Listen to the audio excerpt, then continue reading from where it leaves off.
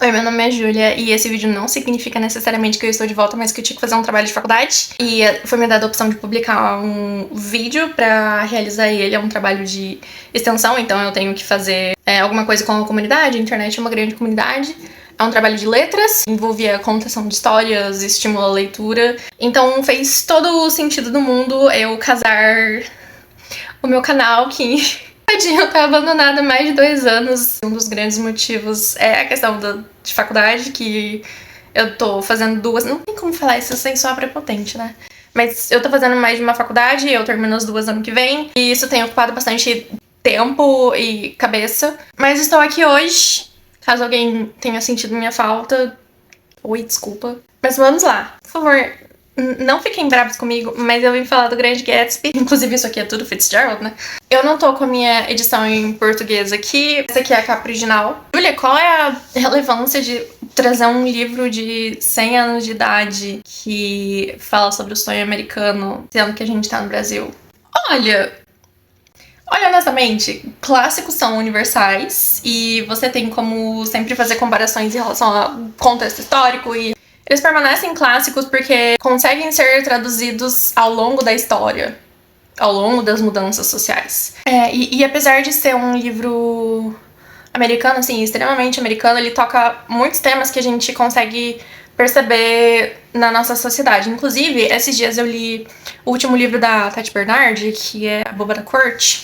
É um livro bem curtinho, acho que tem umas 100 páginas. Nesse livro, ela aborda justamente um tema que é extremamente presente aqui, que é a questão das diferenças socioeconômicas de pessoas que nasceram ricas e pessoas que foram adquirindo riqueza ao longo da vida. Porque o status, sei lá... Porque mesmo que a pessoa que adquiriu poder monetário ao longo da vida fique mais rica que a pessoa que nasceu no dinheiro, a questão de você nascer no dinheiro faz você parecer muito mais rica. E eu achei fantástica a maneira como a Tati trouxe, porque foi igualzinho o Grande Gatsby. E fazia muito tempo que eu não entrava em contato com essa temática. E eu conheci com o Grande Gatsby e com esse livrinho aqui, que fala justamente sobre, sei lá, a permanente relevância da obra. Entrei já em temas e nem falei do que é esse livrinho aqui, né? Esse livrinho aqui, ele foi escrito pelo F. Scott Fitzgerald e foi publicado em 1925, então realmente faz 100 anos que ele foi publicado. Ele é bem curtinho, não tem nem 50 mil palavras, não tem nem 200 páginas. É uma leitura fluida, apesar de bastante simbolismo, não tem descrições muito extensas ou difíceis. E a maneira como ele foi escrito, você consegue ver bem certinho o quão preocupado o autor era preocupado com a estética do texto. Tem algumas partes que parecem inúteis. Tem inclusive uma cena que ele traz bastante nome de gente que vai participar de uma festa. E é um parágrafo inteiro só com os nomes. Eu não consegui achar ele aqui, mas esse parágrafo mostra justamente a junção da estética com a relevância que ele dava para as pessoas old money. E aqui no final também tem esse travessão, que perceba que é maior que os travessões comuns, porque justamente ele estava preocupado com a estética, que no final o personagem tá olhando para um deck e essa parte aqui simboliza o deck que ele tá olhando pro infinito. É uma linguagem bem acessível. Eu tenho como falar da linguagem em português, porque eu li algumas vezes em português também, em traduções diferentes. E apesar de sempre ter alguma perda quando vai ter tradução, eu achei, assim, bem... Teve bastante tempo pra aprender a traduzir a obra também, né? Uma coisa bem interessante em relação a esse livro é que, enquanto o autor estava vivo, ele praticamente não vendeu cópia nenhuma. Esse livro, ele foi publicado logo depois da Primeira Guerra. Ele só foi ter relevância, ele só foi, tipo, começar a ser vendido mesmo depois da Segunda Guerra. Os soldados que estavam na Primeira Guerra, eles tiveram alto índice de depressão, suicídio e tudo mais. Eles ficavam muito tempo ociosos e isso, né, afetava a cabecinha deles. Ainda mais por estar num contexto não saudável. Aí na Segunda Guerra o governo americano teve a ideia de pegar várias publicações e distribuir para os soldados. Inclusive foi quando foi criado o modelo brochura, porque até então era só capa dura ou capa de couro, etc. E isso realmente teve um efeito positivo. Muitos dos livros que eles leram durante a guerra, eles falavam sobre guerra, e isso fez com que sei lá, se sentissem acolhidos. E isso mostra também o que fala muito realmente com o tema deste trabalho aqui, que é a importância da leitura. Você vai cultivar um senso de pertencimento, você vai descobrir novas culturas, novas realidades, ou aprender mais sobre a sua própria realidade, desenvolver pensamento crítico, interpretação, a qualidade da sua escrita melhora, o seu vocabulário, inúmeras coisas. Também cuida da sua saúde mental, né? Principalmente se você for um soldado ali. Inclusive, o autor, ele participou da Primeira Guerra, então ele tinha propriedade pra falar. Ele falou praticamente só temas da vida dele aqui. Questão de dinheiro, de felicidade, de relacionamento superficial, de identidade, da inalcançabilidade do desejo. E eu achei importante trazer coisas a respeito do livro antes de trazer a história em si, porque se a história, a primeira coisa que você escuta, não instiga tanta vontade de ler. Porque é sobre o nosso narrador Nick. Ele conheceu o Gatsby porque ele era vizinho dele. E ele conta coisas da vida do Gatsby. Conta da ascensão social, dos desejos. É uma pessoa fazendo análise da vida de outra pessoa que era consideravelmente próxima, mas por pouco tempo, e que afetou o resto da vida dele. Apesar de ler e reler e conhecer a história já há mais de 10 anos, realmente, eu continuo tendo essa dificuldade de trazer uma sinopse, porque não é sobre a história, é sobre como ela é contada. O que volta pra linguagem também. A maioria dos livros segue essa regra de mostrar e não contar. E esse livro foge dessa regra porque o Nick, ele não tem nada do presente que está sendo contado, ele simplesmente está contando coisas que aconteceu. E ele é um narrador que, se você não prestar muito atenção, você não vai perceber o tanto de julgamento que ele faz, o tanto que ele coloca as próprias opiniões. Parece um narrador neutro, quando na verdade o Nick não é um narrador confiável. Na última adaptação de 2013, com Leonardo DiCaprio, Carey Mulligan, ele é interpretado pelo Tobey Maguire, e teve gente que criticou a escolha desse ator pro personagem porque falou que ele era meio sensal, ele não tinha personalidade, o que ele estava fazendo ali. Mas essa realmente é a imagem que o Nick transparece, que esconde o que ele realmente acha das pessoas, que esconde o que ele pensa. Então ele tem, sei lá, um semblante neutro, mas isso não significa que ele tem um posicionamento neutro com as coisas que acontecem ou aconteceram ao redor dele. Outro tema que é trazido aqui é a questão da inalcançabilidade do desejo. Isso se articula bem com a questão do sonho americano. E aqui é representado, eu até procurei, mas eu não tenho nenhuma edição que mostra, a questão da luz verde. O Gatsby, ele teve essa ascensão social, ele era uma pessoa de classe social bem mais baixa, e daí ele chegou ao ponto de ter uma mansão e dar festas todo fim de semana, festas bem luxuosas. Ele tem nessa mansão um deck, e do outro lado desse deck tem a mansão da ex dele. Na frente da casa da ex tem uma luz verde, e direto o Gatsby vai nesse deck e tenta alcançar a luz verde. Uma análise bem interessante que eu vi aqui foi que muita gente fica prestando atenção no conceito da luz verde, o que a luz verde significa. É a Daisy, obviamente, que é a ex-namorada dele. Mas o que mais importa é o fato de que o Gatsby fica tentando alcançar a luz verde o livro inteiro. Você sabe que ele nunca vai alcançar, ele sabe que nunca vai alcançar, mas mesmo assim ele fica tentando o tempo todo. Interessante como o autor conseguiu abordar isso, porque ele mesmo era uma pessoa que nunca conseguia alcançar os seus desejos. Ele sempre estava insatisfeito com tudo, e você consegue perceber na maneira como ele escreve. Eu tenho edições antigas, então dá pra comparar as diferentes linguagens, as edições que ele fez. E ele é um livro muito conciso, então tudo ali é muito proposital, tudo ali é muito aperfeiçoado até a perfeição. E uma coisa que o autor falava em vida é que se não for pra fazer as coisas perfeitas, ele não quer fazer. Então ele não seguia a regra do antes feito que perfeito.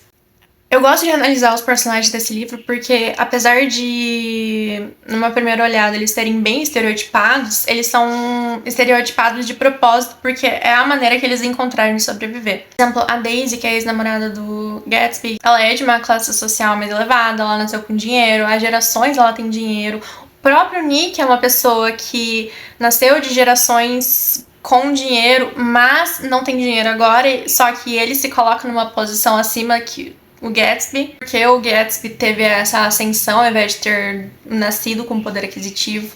E a Daisy tem noção da proteção que o poder social que ela tem implica na vida dela. Então, chega um momento que o Gatsby tenta fazer com que ela saia do relacionamento dela pra ficar com ele.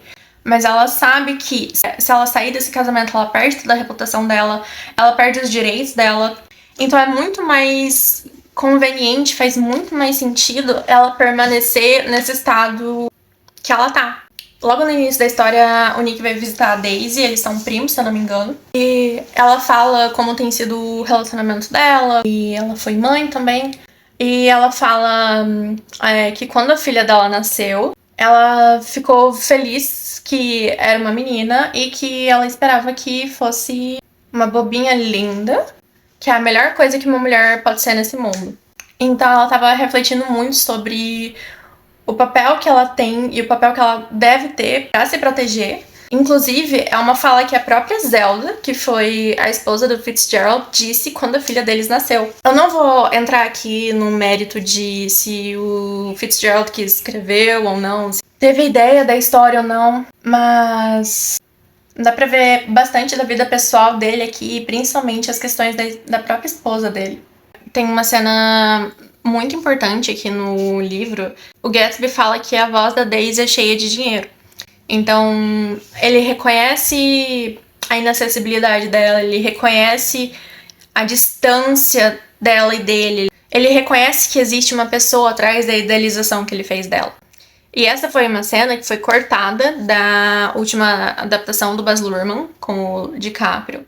O diretor falou que escolheu tirar essa cena, apesar de ter ficado muito boa, ela tem no YouTube, inclusive. Ela distrai o público de onde o Gatsby quer chegar. E esse não é um momento pro Gatsby duvidar das suas intenções. O que é uma leitura que eu respeito, mas eu também acho que fala muito de como o Gatsby não é uma pessoa cega pela ilusão dele. Isso fala também muito das diferenças de leituras e releituras de uma obra, porque o diretor sentiu a necessidade de retirar essa cena e muitas outras pessoas veem essa cena como, sei lá, a principal do livro. Questão de pensamento crítico e análise, e interpretação e etc. E elas se desenvolvem a partir da leitura. Acho que uma última temática que dá para trazer aqui é a questão de identidade e de julgamento. Cada personagem aqui assume a identidade que acredita que vai proteger mais a si própria socialmente. Em todos os capítulos, em todas as cenas, tem alguém julgando os outros e determinando em qual ordem social deve pertencer. A gente vê as super festas do Gatsby, locais mais destruídos ao longo da cidade. Em toda cena existe esse julgamento, inclusive aqui são olhos. Os olhos sempre observadores. E também o Nick tá trazendo pela lente dele todos os momentos que ocorreram. Eu ia falar fatos, mas né? Apesar de, assim, o nome do trabalho ser contação de histórias, eu achei mais interessante, ainda mais por causa do público-alvo, que trazer uma discussão, trazer pontos de análise seriam mais relevantes do que simplesmente contar a história inteira. Mesmo sendo uma história de mais de 100 anos, tem gente que não sabe como termina, tem gente que não sabe os pontos de enredo. Então, entrar nessa história sabendo alguma coisa, mas não sabendo do desenrolar da história, é uma maneira interessante de ler ela. Eu acho que pra fechar aqui, eu queria comentar rapidinho sobre como a leitura pra mim é algo muito importante, muito presente. Inclusive, em 2023, eu tava muito preocupada com o fato de que eu não tava conseguindo ler, eu não tava com vontade de ler, mudou bastante coisa na minha rotina, na minha vida não todo, e eu tava tentando ver onde cabia a leitura, se fazia sentido colocar a leitura, que tipo de leitura fazia sentido, e fez muita falta. Nossa, fez muita falta, eu não sabia quem eu era mais.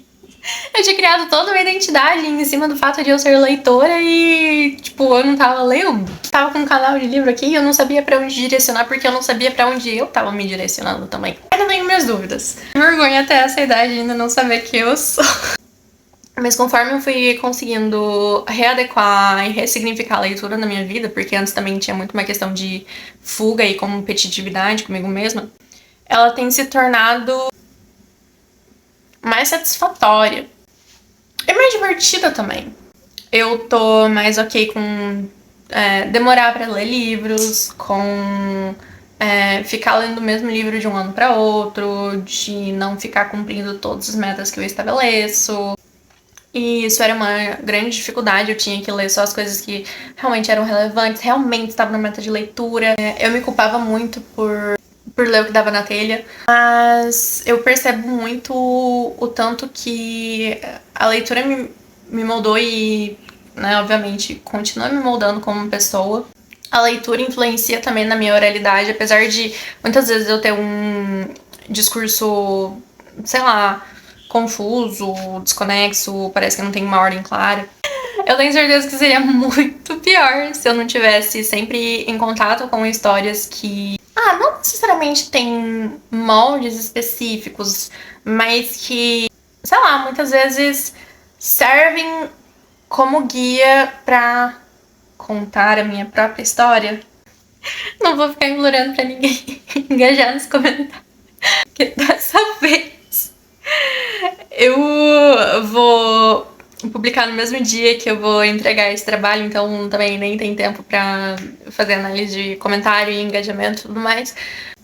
Mas se você quiser conversar, eu estou aqui para conversar. Muito obrigada por ter assistido até aqui. Desculpa qualquer coisa. E quem sabe até o vídeo que vem